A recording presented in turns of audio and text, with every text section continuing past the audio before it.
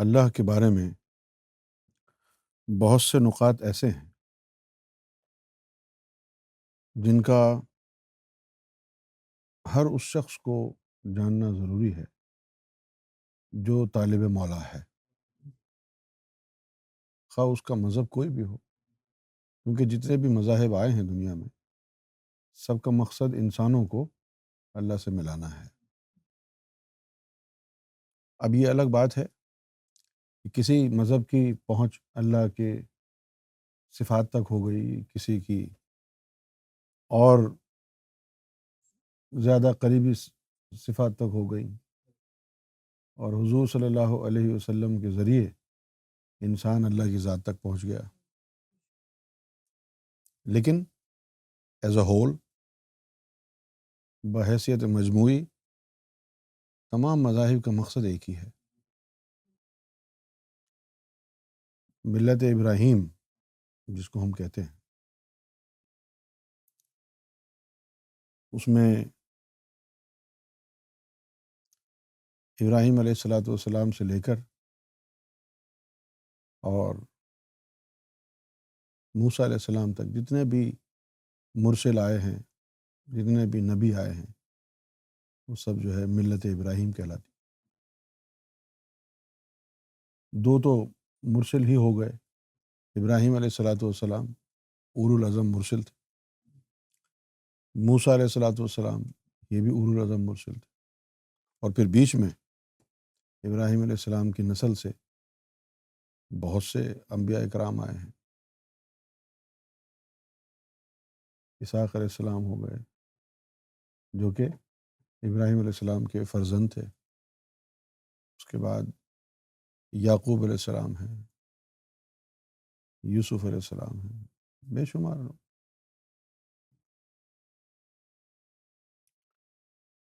یہ ملت ابراہیم، ان کا مقصد بھی یہی تھا کہ لوگ جو ہے اللہ تک پہنچیں۔ اللہ تک پہنچنے کے لیے دو چیزیں بڑی اہم ہیں۔ ایک تو انسان کا اعتقاد، صحیح اعتقاد اللہ کی ذات کے بارے میں، اللہ کی صفات کے بارے میں، ٹھیک، وہ درست ہونا چاہیے۔ اور اس کے بعد پھر مرشد کامل کا ہونا، راہ طریقت میں چلنا، باطنی علوم کے ذریعے اللہ کی ذات تک رسائی حاصل کرنا۔ صراط مستقیم جسے ہم کہتے ہیں، وہ صراط مستقیم انسان کے قلب سے شروع ہوتی ہے اور عرش الہی تک جاتی ہے۔ یہی وجہ ہے کہ آپ صلی اللہ علیہ وسلم نے پوری انسانیت کو خطاب کیا اور کہا کہ اے بنی آدم، تیرے جسم میں گوشت کا ایک لوتھڑا ایسا ہے کہ اگر اس کی اصلاح ہو جائے تو پھر پورے جسم کی اصلاح ہو جاتی، اور اگر وہیں فساد ہو تو پورا جسم فساد میں مبتلا رہتا ہے۔ یاد رکھ، وہ تیرا قلب ہے۔ جب کسی مذہب میں روحانی تعلیم کو نظر انداز کیا گیا، بھلا دیا گیا، اور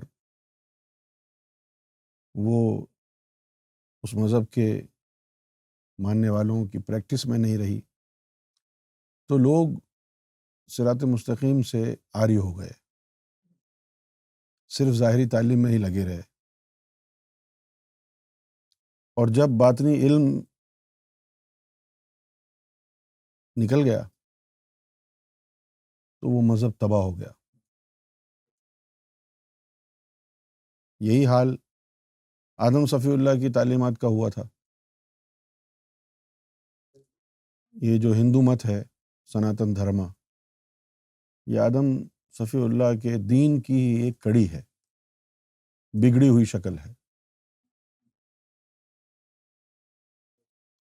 بہت ساری چیزیں درست ہیں، لیکن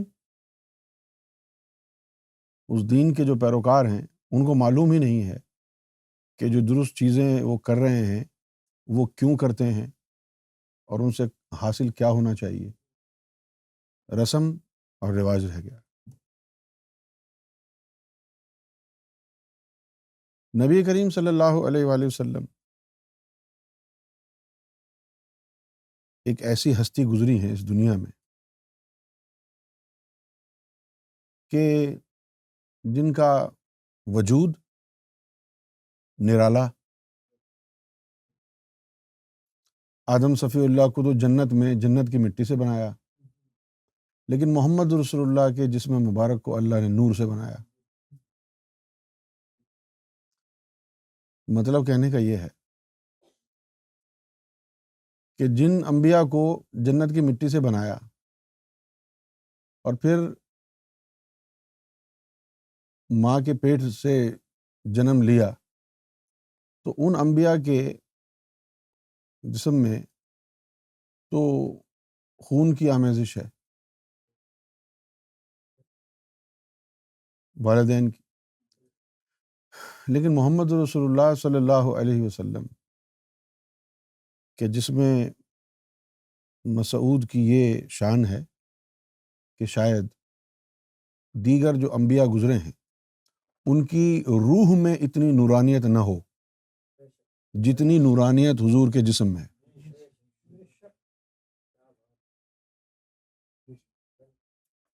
یعنی ان کی روح میں اتنی نورانیت نہ ہو جتنی نورانیت محمد رسول اللہ کے جسم مبارک میں ہے۔ آپ صلی اللہ علیہ وسلم کا جو جسم ہے اس میں جو ارضی ارواح ہیں، ان ارضی ارواح کو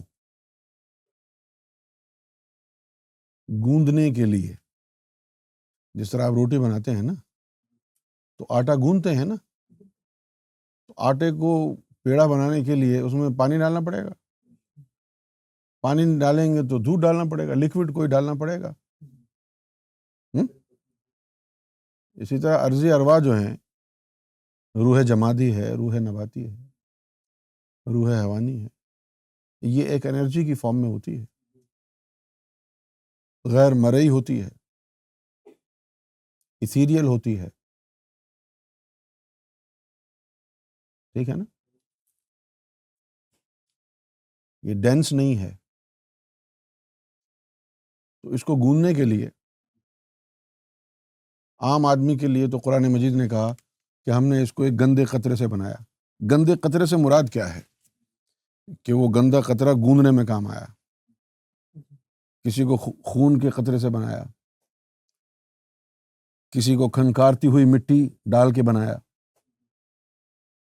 حضور نبی کریم صلی اللہ علیہ وسلم کی جو ارضی ارواح ہیں ان کو گوندنے کے لیے اللہ تعالیٰ نے نور کا استعمال کیا۔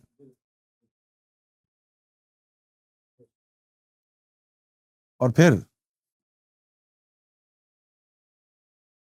جب تک میں آپ کے سامنے حضور کا تعارف پیش نہیں کروں گا اس وقت تک آپ قرآن کی ان باتوں سے صحیح مطلب اخذ نہیں کر پائیں گے کہ جو باتیں اللہ نے انبیاء کرام کے لیے قرآن میں کہی ہیں۔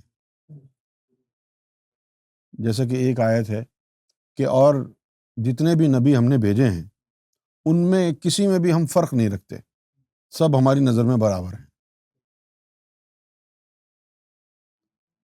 لیکن آپ کو اب یہ بھی سمجھنا پڑے گا کہ اللہ جو ہے اس کا پوائنٹ آف ویو کیا ہے۔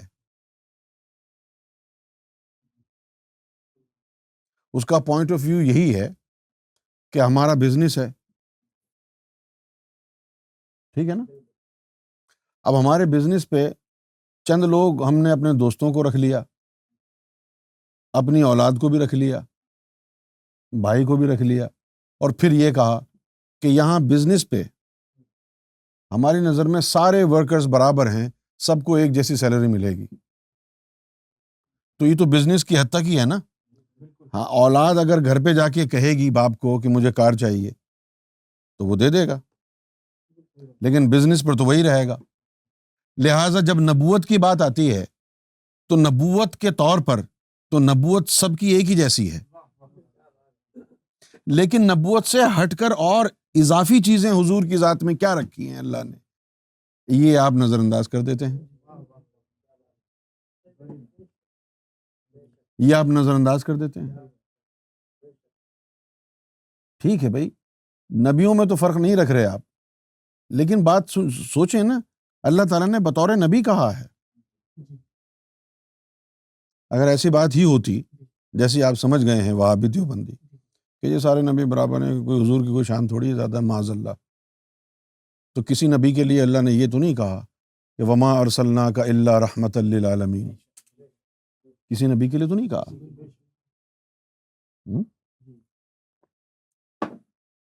نبوت سب کی برابر ہے، کسی کو معراج شریف پہ تو لے کے نہیں گئے اللہ میاں،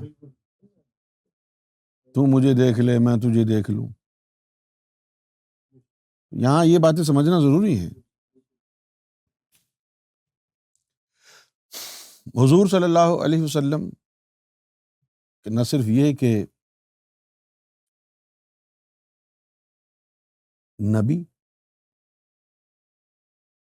بلکہ مرسل بھی۔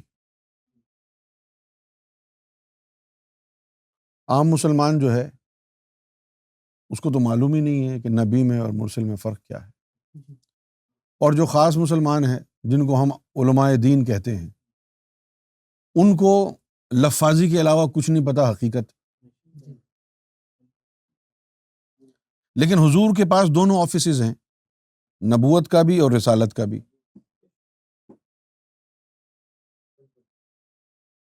شاید پہلی دفعہ آج سن رہے ہیں آپ یہ، نبوت کا بھی اور رسالت کا بھی نہیں، جو نقطہ میں بیان کروں گا اس کے لیے کہہ رہا ہوں۔ نبوت کا بھی دفتر حضور کے پاس ہے اور رسالت کا دفتر بھی حضور کے پاس ہے، اور جب حضور تشریف لے آئے اس دنیا میں تو نبوت کو بھی ختم کر دیا اور رسالت کو بھی ختم کر دیا۔ آخری نبی بھی ہیں اور آخری رسول بھی ہیں۔ آپ صلی اللہ علیہ وسلم کے بعد نہ کوئی نبی ہے نہ کوئی رسول ہے، اور اگر کوئی سمجھتا ہے کہ حضور کے بعد کوئی نبی آ سکتا ہے یا رسول آ سکتا ہے تو پھر وہ کافر ہے۔ وحی کی دو صورتیں ہو گئیں حضور کے لیے، کتنی ہو گئیں؟ پوچھئے ذرا غور سے۔ حضور کے لیے وحی کتنے قسم کی آئی؟ ایک، پوچھو، بطور رسول، اور دوسری بطور نبی، دو طرح کی وحی آئی۔ تو حضور نبی بھی ہیں اور حضور رسول بھی ہیں۔ تو اب وحی کتنی طرح کی آئی؟ ایک بطور نبی آئی اور ایک بطور رسول آئی۔ سمجھ گئے؟ اب جو بطور رسول آئی وہ آپ کے پاس جو قرآن شریف رکھا ہے سو موجود ہے، ٹھیک ہے۔ اب یہاں تھوڑی دیر کے لیے رک جاتے ہیں اور یہ جاننے کی کوشش کرتے ہیں کہ حضور سے پہلے جو نبی آتے تھے وہ کیوں آتے تھے؟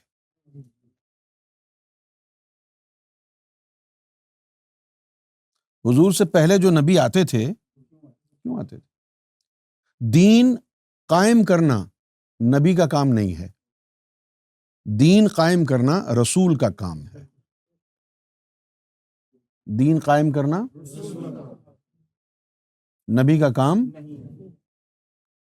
اب ایک اولو العزم رسول آیا، اس نے دین قائم کیا، اس کے بعد جب اس دین میں کوئی گڑبڑ کرتے لوگ تو اللہ ایک نبی کو بھیج دیتا، اس پہ صحیفہ اتارتا، اس صحیفے کے ذریعے وہ نبی اس دین کو دوبارہ صحیح کر دیتا۔ سمجھ میں آ گئی یہ بات؟ تو نبی کو کیوں بھیجتے ہیں کہ اس دین میں جو گڑبڑ ہو گئی ہے اس گڑبڑ کو سدھارے۔ اب حضور آخری نبی اور آخری رسول ہیں، تو حضور پر بطور نبی جو وحی آئے گی وہ تب ہی استعمال ہوگی نا جب دین میں گڑبڑ ہوگی۔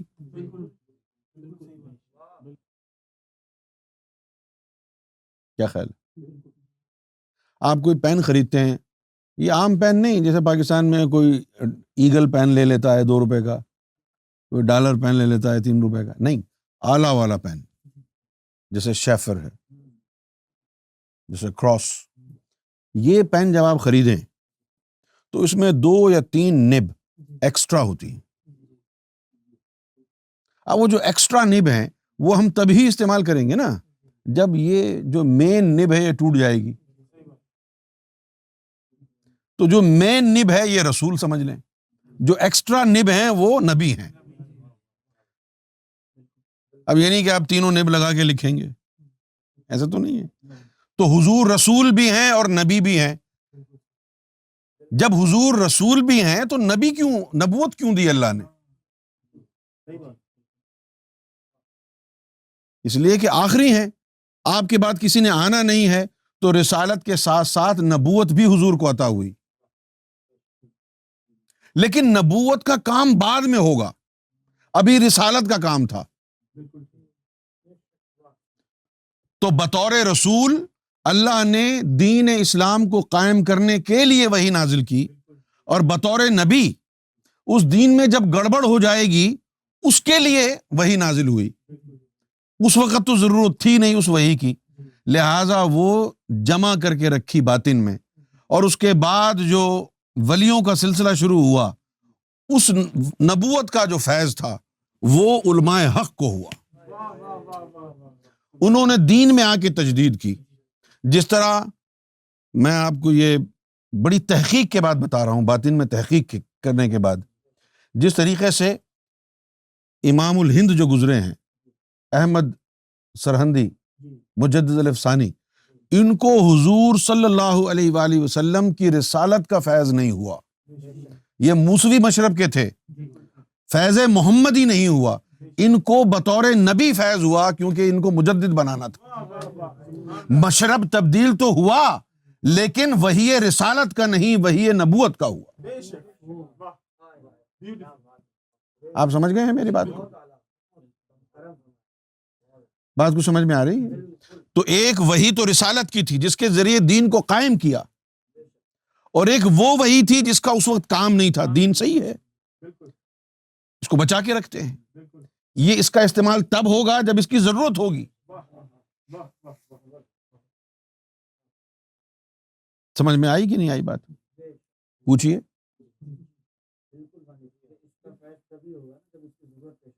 جب اس کی ضرورت پیش آئے گی تب اس کا فیض ہوگا نا۔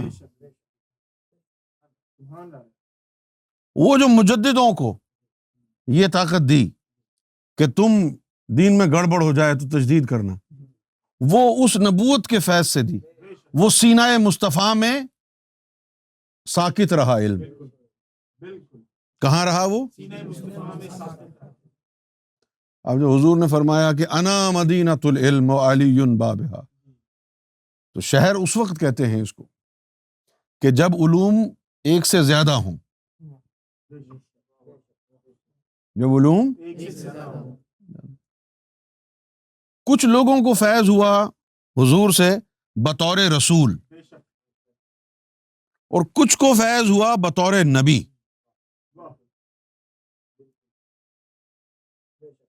یہ تم کو کہیں سننے کو نہیں ملیں گی باتیں۔ ایک تو فیض ہوا بطور رسول صلی اللہ علیہ وسلم، اور ایک بطور نبی ہوا۔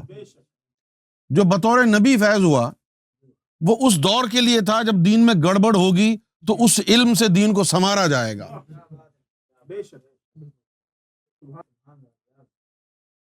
مجدد الف ثانی،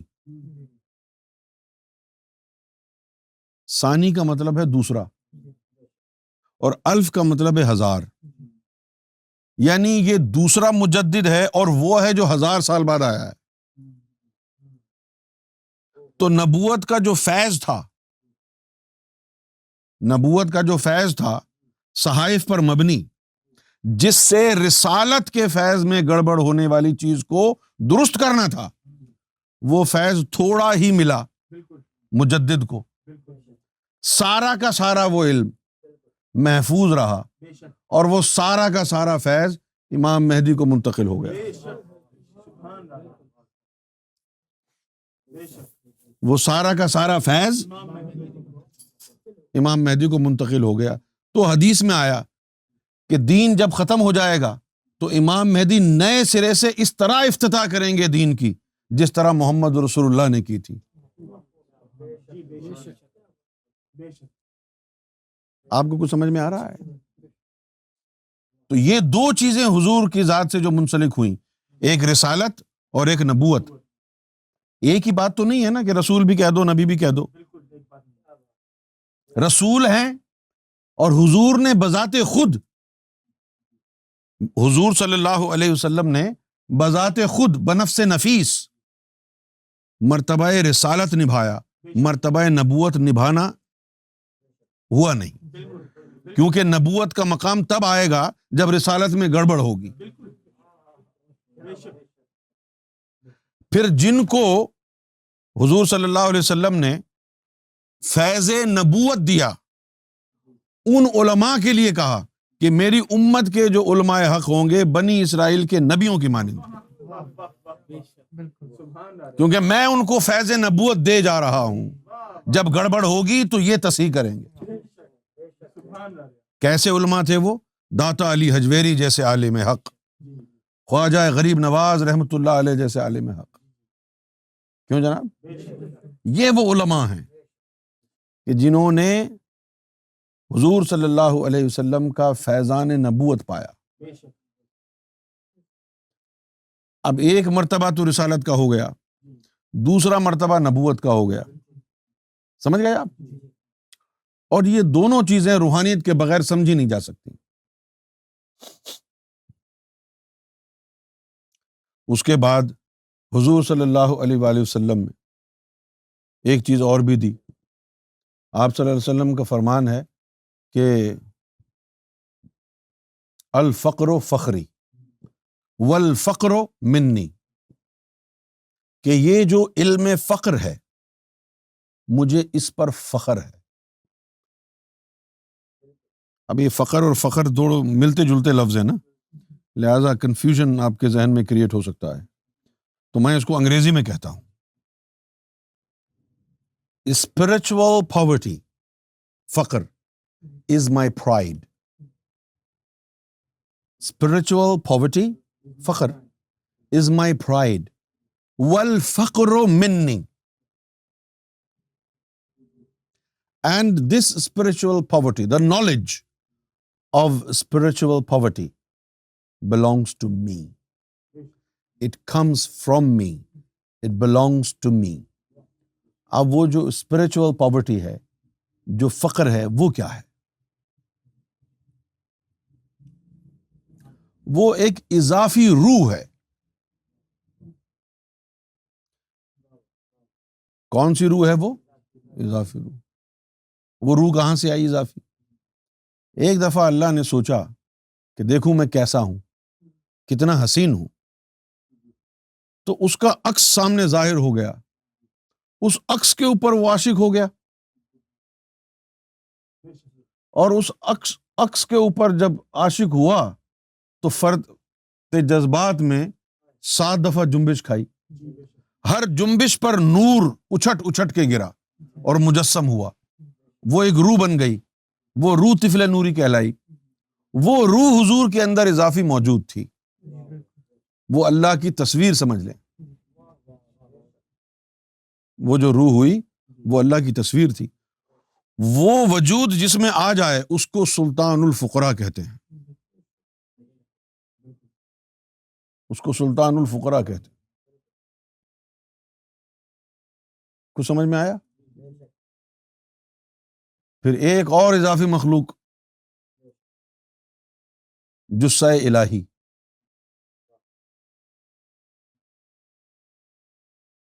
جثہ الہی۔ اب یہ جو جثہ الہی ہے یہ اللہ کے وجود جیسا ایک وجود ہے. یہ ان کو عطا کرتا ہے اللہ اضافی روح جن کو عشق کی معراج عطا کرے. فقر اور عشق ایک جگہ رہتے نہیں. فقر اور عشق ایک جگہ رہتے نہیں، لیکن حضور میں جمع کر دیے. اب جب حضور میں جمع کر دیے تو حضور نے کسی کو فقر کی تعلیم دی، کسی کو عشق کی تعلیم دی، کسی کو باطنی تعلیم دی، کسی کو دین کی تعلیم دی. اب وہ آپس میں لڑنے لگے. ایک کہنے لگا ابھی سجدے میں ہی سب کچھ مل گیا مجھے، دوسرا کہنے لگا نہیں نماز نہیں پڑھی جس نے وہ کافر ہے، تیسرا کہنے لگا اللہ کو نہیں دیکھا تو کافر ہے، نماز تو سبھی پڑھتے ہیں. ہر آدمی ویسے ہی بول رہا ہے جیسا اس کو فیض ملا ہے. آپس میں تلواریں نکل گئیں. دو گروہ تو خاص بن گئے. ایک تو وہ جن کو فیض ہوا فقر کا، اور ایک وہ جن کو فیض ہوا عشق کا. حضرت علی کو فیض ہوا فقر کا، حضرت علی کو، اویس کرنی کو فیض ہوا عشق کا. سمجھ گئے؟ ان کو فیض ہوا عشق کا. یہ ساری چیزیں جو میں نے بتائیں کہ طفل نوری بھی موجود ہے، فقر بھی ان کو عطا ہو گیا، عشق بھی ان کو عطا ہو گیا، جسم ان کا نور سے بنا ہوا، روح جو ان کی ہے روح احمد، اس کا مقام مقام وحدت، اللہ کا مقام احدیت، اس کے سامنے کا جو علاقہ ہے وہ مقام وحدت کہلاتا ہے. ان کی روح وہاں مقیم. جب سے وہ روح تخلیق ہوئی دیدار الہی کرتی رہی. جب سے روح وہ تخلیق ہوئی اللہ اس کے دیدار میں، وہ اس کے دیدار میں، وہ یا احمد کہتا ہے، وہ یا اللہ کہتی ہے. یہی سلسلہ جاری. حضور کے سر کا جو لطیفہ تھا، لطیفہ انا، اس کے لیے ایک اور مقام برابر میں موجود جس کو مقام محمود کہتے ہیں. اس کو محمود اسی لیے کہتے ہیں کہ حضور کے لطیفہ انا کا نام محمود ہے. ان کا نام ہی محمود ہے. آپ نے سنا ہوگا لوگوں سے کہ حضور کا ایک نام احمد ہے، ایک محمود ہے، ایک حامد ہے. وہ سارے ان کے نام نہیں، ان کے اندر مخلوقوں کے نام ہیں. جس طرح حامد جو ہے ان کے لطیفہ اخفا کا نام ہے حامد. احمد ان کی روح مبارک کا نام ہے. محمود ان کے لطیفہ انا کا نام ہے، اور محمد ان کے جسم کا نام ہے. ابھی اتنی ساری چیزیں اکٹھی ہو گئی. اور فیض مسلمانوں کو کیا ملا؟ آج در بدر کی ٹھوکریں کھا رہے ہیں. کیوں کھا رہے ہیں؟ اس لیے کہ تمہارے اسلام سے محمد رسول اللہ کو نکال دیا گیا. تمہارے اسلام سے، جب تمہارے اسلام میں یہ آ گیا نا کہ حضور کا نام نہ چومو شرک ہے، حضور کی عید میلاد النبی نہ مناؤ یہ شرک ہے، بدعت ہے، حضور کی نعتیں نہ پڑھو، حضور پر درود و سلام نہ پڑھو یہ سب شرک ہے، تو تمہارا دین، تمہارا اسلام فیض سے، ہدایت سے خالی ہو گیا. بمصطفیٰ برساں خیش را کے دی ہم اوست، اگر بہو نہ رسیدی تمام بولا بیست. کہ تو مصطفیٰ تک رسائی حاصل کر لے کہ وہی تو سراپا دین ہے. دین اسلام کا کلی طور پر اگر وجود ہے تو وجود مصطفیٰ ہے. اگر وجود مصطفیٰ سے دور ہو گیا تو پھر کاہے کا اسلام؟ اسلام تو رہا نہیں. پھر آپ کے سینے جب عشق مصطفیٰ سے خالی ہو گئے تو وہاں شیطان کا بسیرا ہو گیا. کوئی پھر شیعہ بن گیا، کوئی پھر سنی بن گیا، کوئی پھر بریلوی بن گیا، کوئی پھر وہابی بن گیا، کوئی سلفی بن گیا. امت مصطفیٰ تو نہ رہی. کوئی کہتا ہے کہ میں حضور کا امتی ہوں، میں شیعہ ہوں، میں سنی ہوں، میں وہابی ہوں، میں سلفی ہوں، میں اہل حدیث ہوں، میں بریلوی ہوں. حضور کے دور میں تو یہ سب کچھ نہیں تھا. کتنا کچھ حاصل کر سکتا تھا انسان حضور کی ذات والا سے. اور جنہوں نے حضور کی ذات تک رسائی حاصل کر لی، وہ تو پہنچ گئے۔ بلے شاہ نے کہا لو کی پنج ویلے آشی گھر ویلے، لوگ 5 وقت مسجد میں جا کے نماز بھی رب کی یاد ہی ہے نا، تو عام لوگوں کی کیا منزل ہو گئی، 5 وقت نماز پڑھ لیں گے بس، لیکن جو عاشق ہیں ہر ویلے وہ ہر وقت رب کو یاد کرتے ہیں۔ اس کے بعد کہا کہ لوگ کی مسیتی، لوگوں کی معراج یہ ہے کہ مسجد تک چلے جائیں گے، عاشق قدمہ، عاشق جو ہوتے ہیں وہ تو حضور کے قدموں تک پہنچ گئے، وہ قدموں تک پہنچ گئے تو نوازے تو گئے نا۔ اب دین اسلام کا نام رہ گیا، جب حضور کی ذات دین اسلام سے مائنس ہو گئی تو اب مسلمان ذلیل ہو رہا ہے۔ ایسے ایسے عیب مسلمانوں میں آ گئے جن کو دیکھ کے کانپ جائیں آپ۔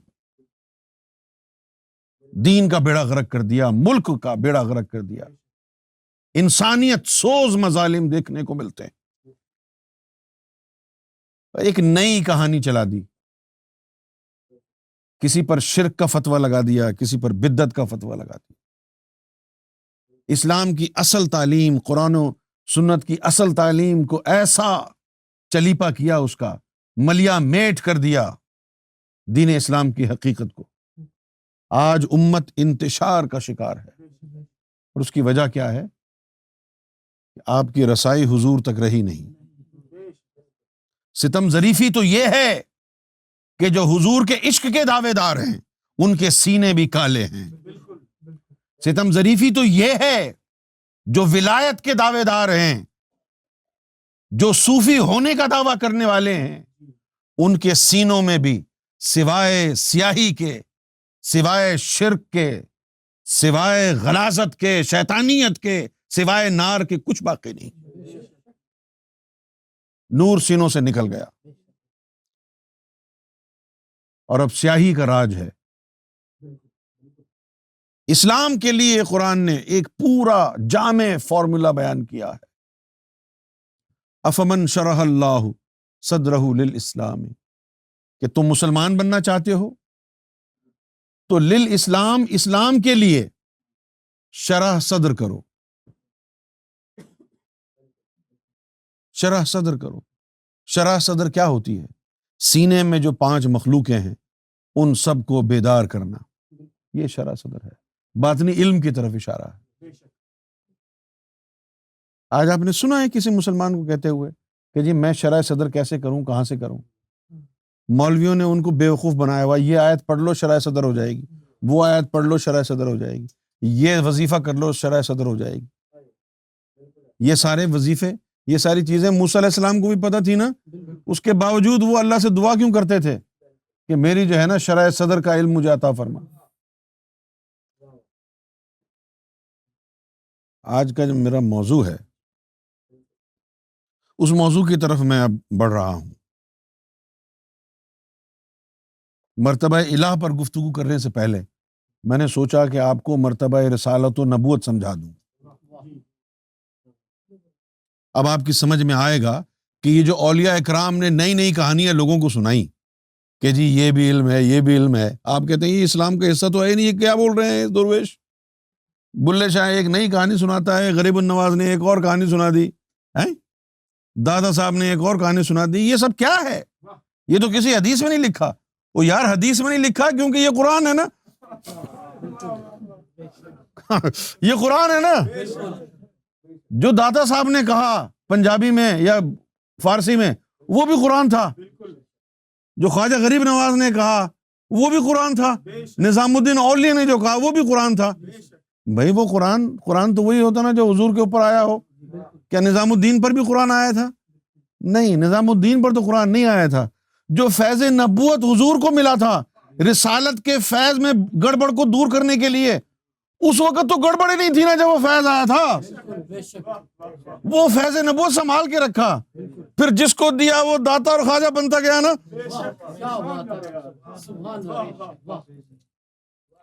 سمجھ میں آئی یہ بات؟ انہوں نے پھر جو ہے امت کے سینے منور کیے۔ اب جیسے خواجہ غریب نواز تھے، خواجہ غریب نواز جو تھے، انہوں نے 90 لاکھ ہندوؤں کو ہندوستان میں مسلمان کیا. کتنے؟ 9 ملین. یہ تبلیغی جماعت کی کتنی جو ہے وہ جاتی ہیں، یعنی بڑے بڑے جو ہے ان کے جتھے جاتے ہیں، کتنا اسلام پھیلایا انہوں نے. وہ اکیلے بندے نے 90 لاکھوں کو مسلمان کیا، اور ایسا مسلمان نہیں کیا جو بم باندھ کے معصوم لوگوں کی جان لیتا ہے. ایسا مسلمان کیا جیسے امیر خسرو تھے، نظام الدین اولیاء تھے. ایسا مسلمان کیا جن کے زبان پر بھی کلمہ تھا، جن کے دلوں میں بھی، سینوں میں بھی نور تھا. ایسا مسلمان بنایا خواجہ غریب نواز. تو فیض رسالت کو سمجھنا ضروری تھا آپ کے لیے، فیض نبوت کو سمجھنا ضروری تھا. سمجھ گئے؟ تو آدھا وہ رسالت میں کام آ گیا، آدھا وہ نبوت میں کام آ گیا. تو نبی فیض نبوت سے رسالت میں جو گڑبڑ پیدا ہو گئی لوگوں کی وجہ سے، وہ فیض نبوت سے دور ہوئی. لیکن اس وقت حضور نے کیوں نہیں کی؟ اس وقت تو دین قائم، نیا نیا دین تھا. گاڑی پرانی ہوگی تو اسپیئر پارٹس دوسرے کام آئیں گے نا. تو فیض پہلے دے دیا، گڑبڑ بعد میں ہوگی. تو جب گڑبڑ ہوگی تبھی اس علم کو استعمال کریں گے نا. اب جو ہے ایک تو فیض رسالت کا تھا، جن کو رسالت کے ذریعے فیض ہوا وہ بھی حق تک پہنچ گئے. بعد میں جن کو گڑبڑ والا اسلام ملا، وہ ادھر ہی ٹکرے مار کے جو ہے وہ چلے گئے. پھر فیض نبوت کے ذریعے جو وہ گڑبڑ دور ہوئی، پھر اسلام جو ہے اپنی اصل حالت میں آ گیا. پھر جن کو فیض ہوا پھر وہ اللہ والے ہو گئے. آج ہم کہتے ہیں کہ تمہارا اسلام میں فتنہ پیدا ہو گیا، اسلام ختم ہو گیا. لوگ کہتے ہیں کہاں ختم ہو گیا؟ مسجدیں بھری ہوئی ہیں، وہ مسجدیں تو سوروں سے بھری ہوئی ہیں. یہ داڑیاں رکھ کے جو اذانیں دے رہے ہیں، یہ تم کو انسان نظر آتے ہیں؟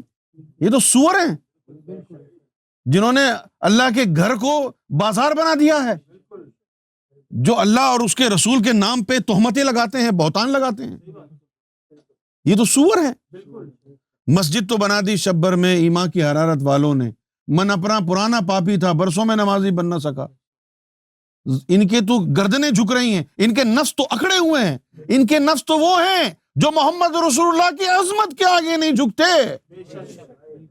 اتنی اکڑ ہے ان کے نفس میں، محمد رسول اللہ کی عظمت تسلیم نہیں ہوتی ان نفوس سے.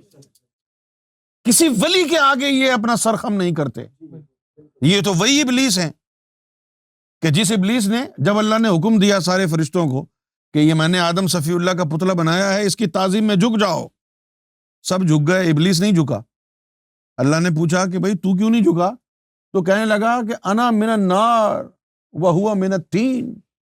جی میں تو افضل ہوں، انا خیر منہ، میں اس سے افضل ہوں. اس کو مٹی سے بنایا تو نے، مجھے نار آگ سے بنایا ہے، اور تو کہہ رہا ہے کہ آگ مٹی کے آگے جھک جائے. نہیں مانا. اس نے، ابلیس آدم کے آگے نہیں جھکا تو ابلیس ہو گیا، لعنت کا طوق پڑ گیا.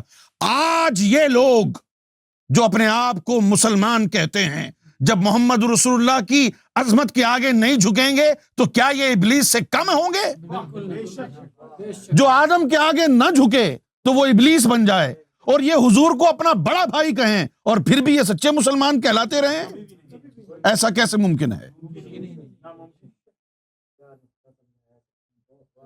یہ بڑی خاص بات ہے.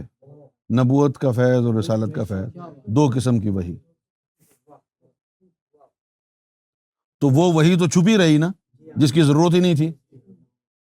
جب ضرورت پڑنا شروع ہوئی تو پھر وہ سامنے آئی. اس لیے آپ نے دیکھا شاہ عبداللطیف بٹائی نے بھی کہا کہ میری یہ جو شاعری ہے یہ قرآن کی آیتیں ہیں.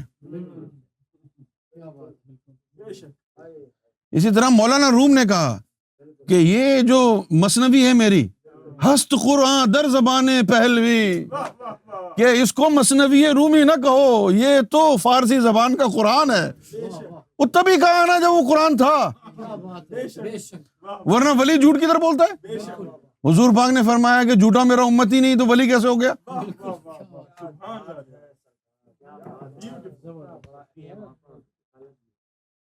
نہیں آپ نہیں، میں اس بات کو اور آپ کی آگے جو ہے گلاب کر دیتا ہوں کہ جب حضور نے یہ کہا لا نبی بعدی، تو اس سے پہلے کا معاملہ کیا تھا؟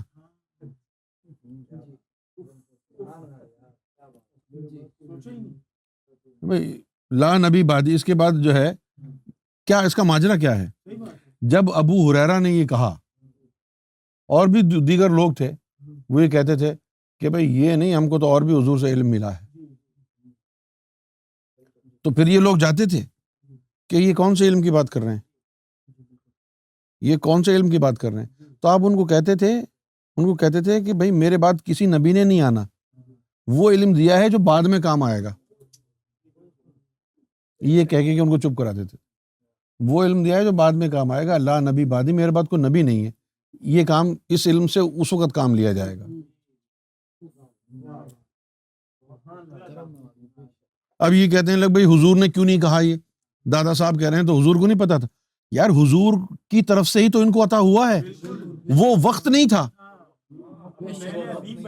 جس وقت ضرورت ہے جس علم کی تبھی آئے گا نا. کیوں؟ کچھ باتیں جو ہیں بہت زیادہ ضروری سمجھنی چاہیے. جیسے میں نے ابھی بتایا کہ اعتقاد ہونا ضروری ہے، صحیح عقیدہ، صحیح اعتقاد. ایک ٹرم بھی ہم یوز کرتے ہیں، راسخ العقیدہ مسلمان. وہ عقیدہ جو ہے وہ درست ہونا چاہیے. اب وہ عقیدہ درست ہونا چاہیے، اس سے مراد صرف لوگ یہ لیتے ہیں کہ ولیوں کو ماننا، حضور کی نورانیت کو تسلیم کرنا. نہیں، عقیدہ جو ہے وہ بہت ساری چیزوں پر مبنی ہوتا ہے. سب سے پہلے تو اللہ کے بارے میں صحیح عقیدہ ہونا چاہیے. نبوت کی بات تو بعد میں آئے گی نا. اللہ کے بارے میں آپ کا عقیدہ صحیح ہونا چاہیے. بھئی اللہ جو ہے اس کی جو معبودیت ہے وہ کیا ہے، ٹھیک ہے نا. اور مجھے اللہ کے بارے میں کیسا گمان رکھنا چاہیے، اللہ کا مزاج کیسا ہے.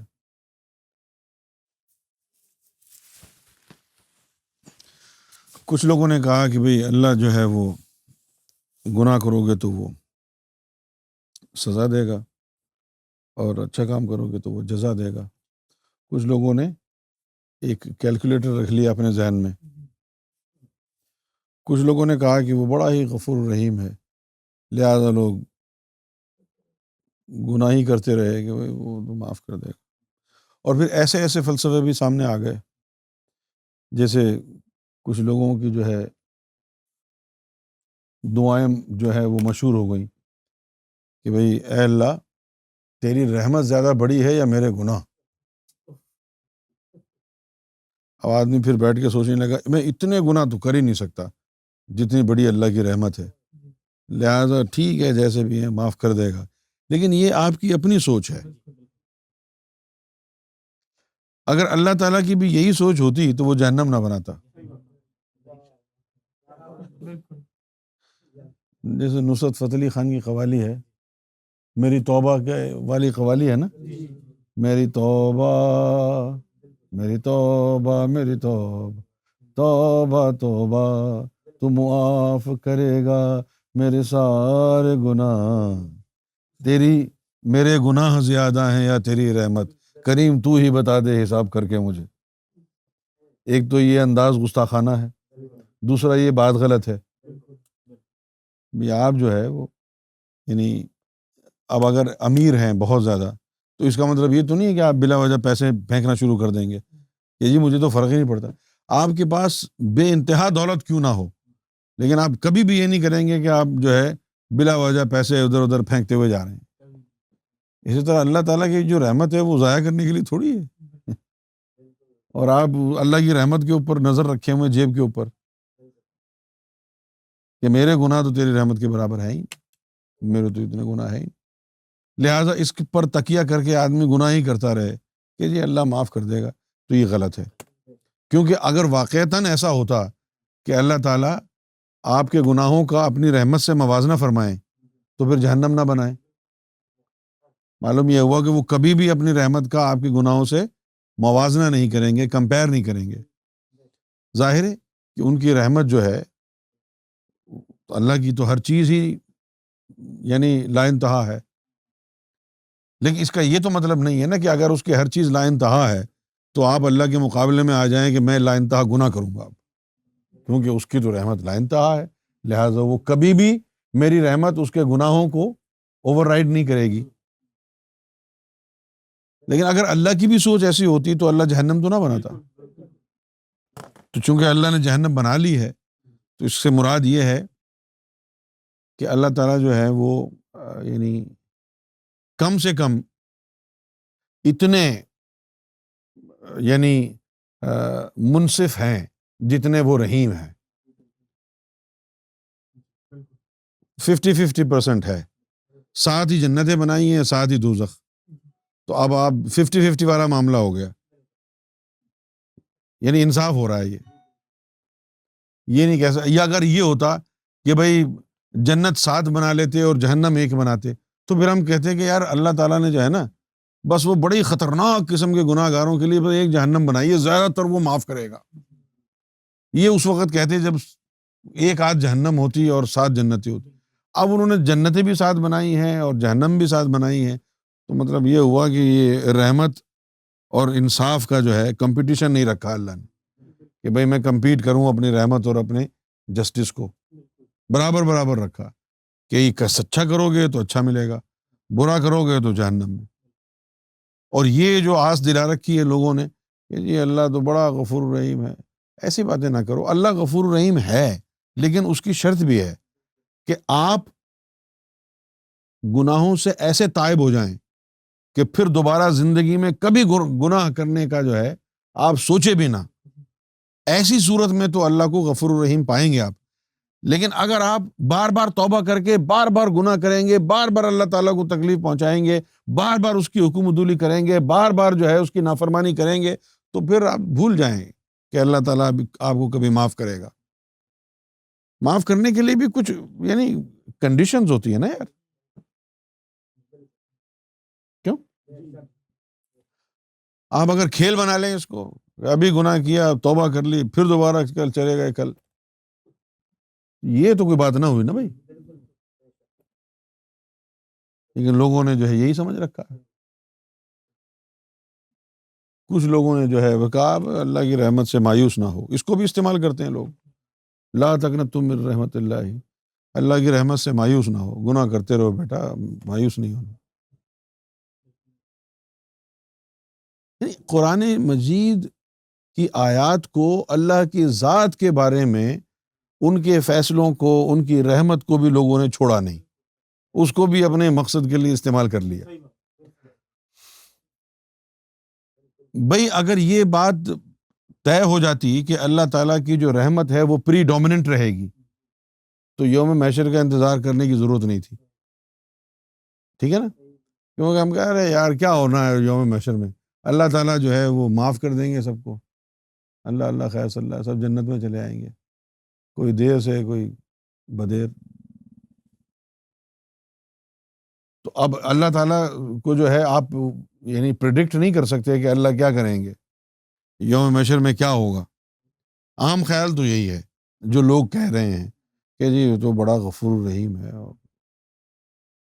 اب اگر وہ غفور الرحیم ہو کے آپ سب کو معاف کر دے گا تو جہنم خالی رہ جائے گی، اس میں بجلی کا بل، پانی کا بل وہ کون دے گا؟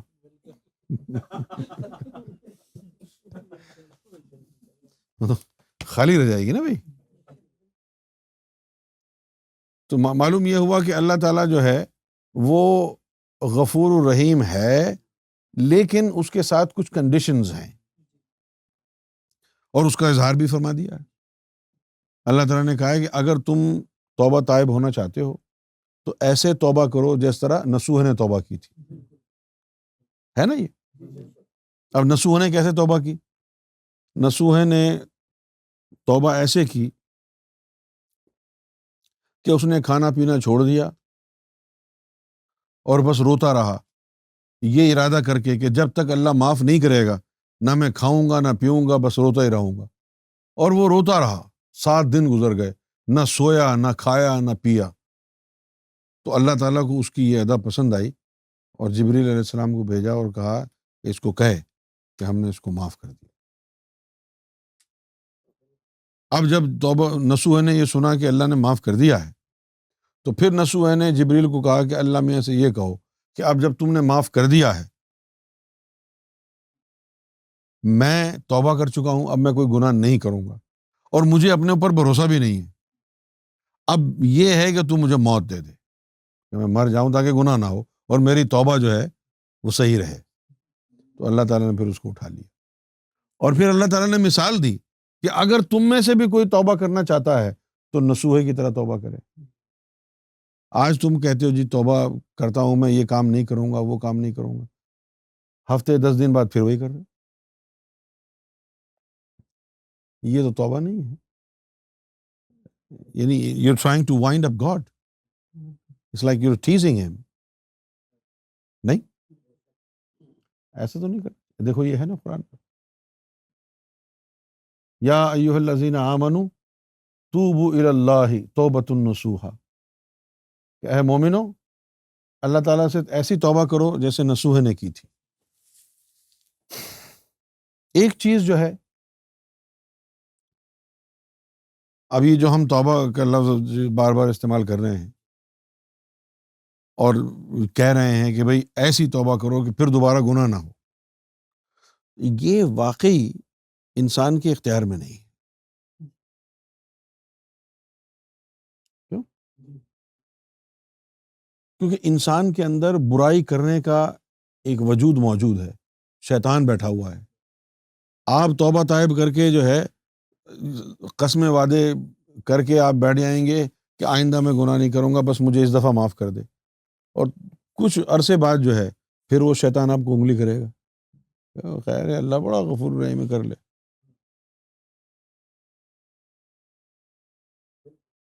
وہ کروا دے گا آپ سے۔ تو آپ کی توبہ کبھی بھی کامیاب نہیں ہوگی تا وقت یہ کہ جو شیطان آپ کے اندر بیٹھا ہے لطیفہ نفس کی صورت میں، اور جو قلب کے اوپر شیطان کا قبضہ ہے زنار کی صورت میں، آپ اپنے نفس کو پاک کر لیں، تزکیۃ النفس کر لیں، اور قلب کو صاف کر لیں، تصفیہ قلب کر لیں، اور جب آپ کا نفس مطمئنہ ہو جائے، پاک صاف ہو جائے، اب کوئی شر یا شیطانی چیز آپ میں رہی نہیں، اب آپ کی توبہ جو ہے خراب نہیں ہوگی، اب وہ توبہ آپ کی کامیاب ہو جائے گی۔ اس راستے پر چلنا ضروری ہے حقیقی توبہ کے لیے۔ وہ راستہ روحانیت کا ہے، وہ راستہ صراط مستقیم کا ہے، وہ راستہ ظاہری اور باطنی طہارت کا ہے، پاکیزگی کا ہے، کہ قلب میں بھی اللہ کا نور آ جائے، قلب بھی ذکر اللہ سے بیدار ہو جائے، اور لطیفہ نفس بھی اللہ کے تابع ہو جائے، لطیفہ نفس میں بھی نور آ جائے، لطیفہ نفس بھی امارگی سے نکل کر لوامہ ہو جائے، پھر الہامہ ہو جائے، تا وقت یہ کہ اللہ کے کرم سے، اس کی مہربانی سے نفس مطمئنہ کے درجے پر فائز ہو جائے۔ اور یہ باتیں نہیں ہیں، ایسا ہوتا ہے، مرشد کامل مل جائے تو ایسا ہوتا ہے، اور اب تو تمام مرشدوں کا مرشد آ گیا ہے، ہر رب کا رب آ گیا ہے، اب تو کوئی مشکل نہیں رہی۔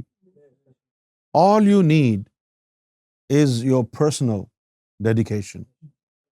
As long as you are determined in yourself and you have satisfied yourself and you have discovered this is what you want, and then you remain steadfast, then there is no stopping. There is no stopping at all.